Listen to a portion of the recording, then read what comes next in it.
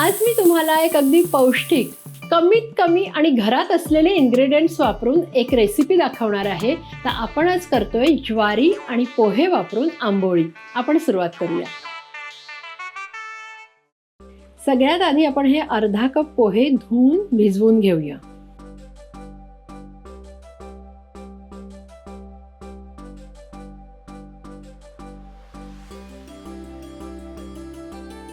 ह्यात पाव कप पाणी घालून हे भिजवून घेऊया.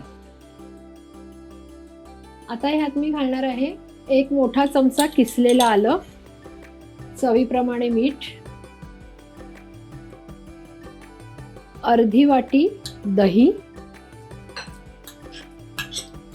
अर्धी वाटी रवा. हे आता व्यवस्थित मिक्स करूया.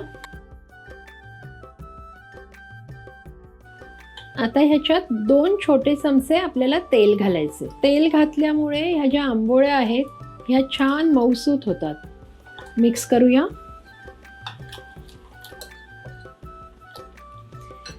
आता इथे 1 वाटी ज्वारीचं पीठ घेतलेलं आहे ते घालून घेऊया.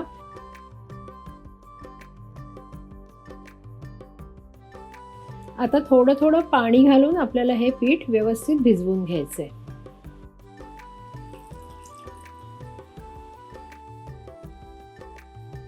हे सगळं व्यवस्थित मिक्स झालेलं आहे. आता अगदी 5 मिनिटं आपण हे बाजूला ठेवायचे. 5 मिनिटं झालेली आहेत. आता हे सगळं मिक्सरमध्ये छान बारीक वाटून घेऊया.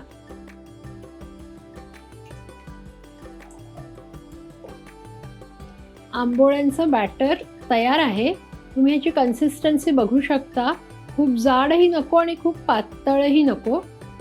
आता ह्याच्यात 1 टीस्पून एवढं फ्रूट सॉल्ट घालायचंय. फ्रूट सॉल्ट नसेल तर अर्धा टीस्पून खाण्याचा सोडा घालायचा. हे सगळं मिक्स करायचं.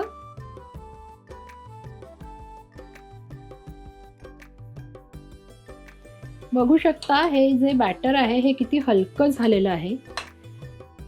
तवा तापलेला आहे. ह्याला आपण तेल लावून घेऊया. ह्याच्यावर थोडंसं पाणी शिंपडून घ्यायचं. आता लगेचच आपण आंबोळ्या करायला घ्यायच्या. हे स्वतःहूनच पसरतं, आपल्याला हे पसरवायचं नाहीये. आता ह्याच्या बाजूने आपल्याला तेल सोडायचे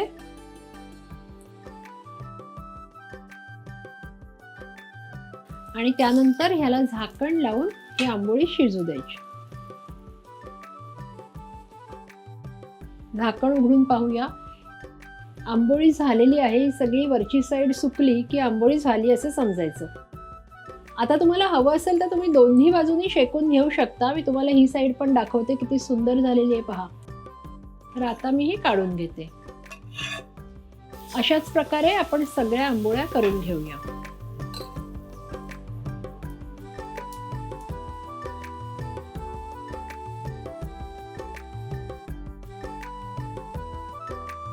गरमागरम जाळीदार अशा ज्वारी आणि पोह्याच्या आंबोळ्या तयार आहेत. ह्या तुम्ही अगदी तुमच्या कोणत्याही आवडीच्या चटणीबरोबर किंवा टोमॅटो केचप बरोबर, अगदीच झालं तर चहा बरोबर सुद्धा खाऊ शकता. ह्या तुम्ही नक्की करून बघा. कशा झाल्यात ते आम्हाला कळवा सुद्धा. आणि अशा छान छान रेसिपीजसाठी रुचकर मेजवानीला लाईक, शेअर आणि सबस्क्राईब करा. आपण पुन्हा भेटणार आहोत अशाच एका हलक्या फुलक्या रेसिपीसह पुढच्या भागात.